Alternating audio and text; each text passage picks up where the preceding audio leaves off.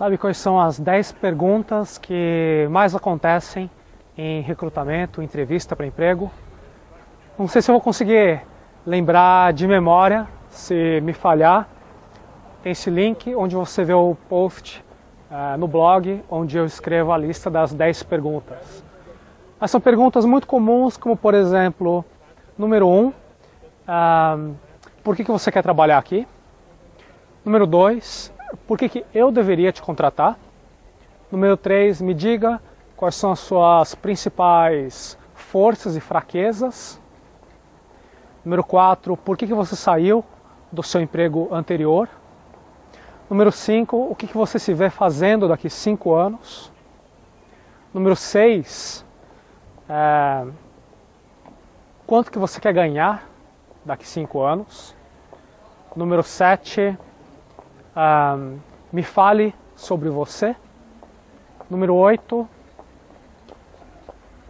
só lembrei 8 das 10 perguntas, mas a lista está aqui no link, que eu vou escrever o post depois. E essas 10 perguntas eu encontrei no livro Sway, The Irresistible Pull of Irrational Behavior, do Ori Brafman. É um livro muito legal que fala como nós nos comportamos de uma maneira irracional. Então, na verdade, o título é 10 perguntas que a gente recebe de forma mais frequente em entrevistas. Isso aqui é apenas um pequeno detalhe, um gancho para puxar a conversa de hoje nesse vídeo, dizendo que muitas vezes a gente se comporta de uma maneira irracional. A gente não leva em conta os fatos que estão diante dos nossos olhos e a gente apenas tem uma primeira impressão, criamos uma certa etiqueta mental na cabeça e a partir daí filtramos tudo que a gente encontra.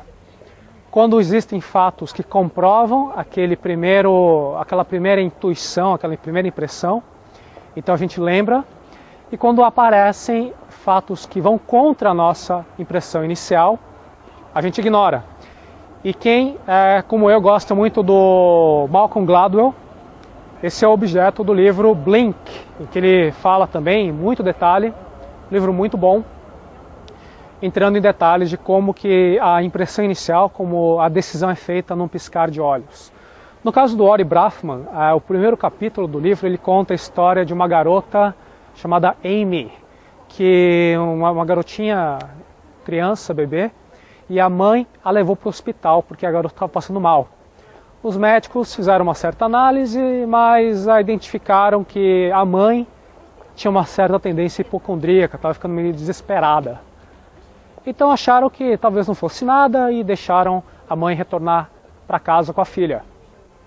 Um dia ou 2 dias depois, a filha continuou passando mal, a mãe levou de novo a filha para o hospital. E aí os médicos, que eram muito experientes, muito competentes, muito profissionais, enfim, tinham todas as qualificações para serem bons médicos naquela situação.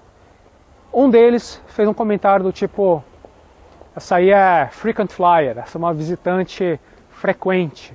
Quer dizer, é um apelido pejorativo que os médicos utilizam uns com os outros para deixar de lado a preocupação que uma determinada mãe tem com o filho ou com a própria saúde quando a pessoa é hipocondríaca. Então, quando ficou essa etiqueta dizendo frequent flyer, a viajante frequente, a cliente frequente, os médicos pararam de fazer exames, mandaram a mãe ir para casa e a criança veio falecer alguns dias depois. Então esse que é o grande problema em etiquetar, colocar rótulos nas pessoas. Por exemplo, aquele amigo no colégio ou na faculdade que todo mundo fala mal, você nunca conversou com aquela pessoa, você já acha que o cara é um chato ou que é uma pessoa que vai ter uma experiência muito negativa, muito ruim numa conversa. Até que acontece um dia que você puxa papo e a pessoa é normal, a pessoa é legal, bacana, vocês acabam marcando alguma coisa junto. Pode não ser o cara mais legal do mundo, mas não é tudo aquilo de ruim que os outros falam. Então quem tem uma cabeça mais aberta já deve ter se questionado E se quiser entender um pouco mais em detalhes, eu aconselho a leitura tanto do Sway, eu não sei se tem uma tradução em português, se tiver eu coloco o link aqui no vídeo, provavelmente não tem, nunca vi isso numa livraria brasileira, mas o Malcolm Gladwell, que fala bastante disso no livro Blink. Inclusive tem muita gente que pratica mais a parte espiritual, eu não conheço muito bem, eu acho que existem práticas espirituais e filosofia budista, se eu não me engano, meditação. Tem gente, eu vou perguntar até para o Gustavo Gitt, que é um amigo meu, vou ver se ele consegue complementar um pouco. Mas a ideia é que elimine rótulos, porque o rótulo ele pode aprisionar a sua capacidade racional de compreender o mundo, de observar o que acontece à sua volta, e você só está vivendo de forma reativa a partir dos seus próprios fantasmas, suas ilusões. Isso prejudica demais a forma como a gente interage com outros e como cria conexões, que é uma parte fundamental para ter uma vida de qualidade. Olha que viagem a minha, já tinha colocado até o boné e o cachecol para ir embora, que está uma friaca danada, e fui dar uma revisada como é que tinha ficado o vídeo que eu fiz aí das 10 perguntas e vi que não tem o menor nexo, porque comecei falando de 10 perguntas de entrevista e daí joguei no meio, sem fazer o gancho, com o livro do Brafman. O lance é o seguinte, quando você vai para uma entrevista de emprego, você sabe já que vai ter essas perguntas ensaiadinhas, que você tem certeza que a pessoa que vai fazer a entrevista de emprego vai te perguntar: por que eu devo te contratar? Me fale sobre você, quais são as suas fraquezas? Aí você já, obviamente, malandrão, pesquisou na internet, eu já sabia, que quando a pessoa te pergunta, me diga qual é a sua fraqueza, você fala, então, olha, eu sou perfeccionista. Então fica aquele teatrinho idiota, uma perda de tempo, porque a pessoa que está fazendo a pergunta, ela sabe que você não vai responder da maneira 100% honesta, você nunca vai dizer que uma fraqueza sua é que você gosta de fazer balada, fica loucão e aí no dia seguinte perde a hora, chega atrasado no trabalho, ninguém vai falar isso.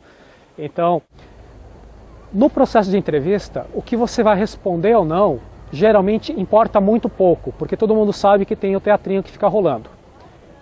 O motivo da entrevista é para que a pessoa que está te avaliando tenha uma intuição a respeito de você. Se você é uma pessoa que, por exemplo, responde com muita propriedade, eu quero trabalhar na sua empresa porque eu sei que vocês tiveram um lucro grande, estão expandindo no setor XYZ.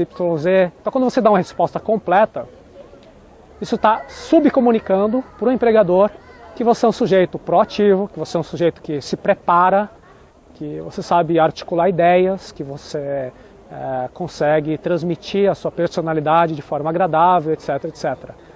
Então, essa primeira impressão muitas vezes pode ser positiva, pode ajudar o empregador, em outros casos pode ser muito negativa e o Brafman faz a analogia da entrevista de emprego com namoro. Quando você vai conhecer uma garota, ou a garota te conheceu, vocês marcam de fazer um cinema, fazer um jantar, e aí tem aquele bate-papo para se conhecer. A mesma maneira como, em grande parte, no relacionamento que, no final das contas, se torna um relacionamento frustrado, nos primeiros dias de relacionamento você fala, eu tive esse encontro com essa garota que é fantástica, inteligente, bonita, bem-humorada, etc. Então, você só vê aquilo que você quer ver. Depois de alguns meses, de algumas semanas, de alguns anos até, você tem uma avaliação um pouco mais racional. Quer dizer, aquele filtro que você tinha colocado através da emoção, porque ficou apaixonado, o filtro desaparece e aí fica uma análise. Pode ser até que entre um segundo filtro, que vai filtrar apenas aquilo que era ruim na pessoa. Então é aquela brincadeira de que no começo tudo é bonitinho e depois quando você termina você só vê o lado ruim. Então geralmente os amigos, a família, quando você pergunta o que você acha desses dois namorando, geralmente os amigos que conhecem melhor a pessoa têm uma capacidade mais objetiva de fazer uma avaliação. E essas impressões iniciais podem nos aprisionar muito, por isso que eu falei de rótulos, etc. Todo o lance mais espiritual, aí, um pouco menos comum no nosso bate-papo do dia a dia, mas que, estando ciente dos filtros de cognição, isso nos permite uma maior efetividade para tomar decisões. Então, de novo, recomendo muito, leia aí o Sway, do Braffman, e o Blink, do Malcolm Gladwell. Desculpem aí pelo boné feio, o cachecol do South Park, mas é porque está muito frio aqui em Zurique. Até logo.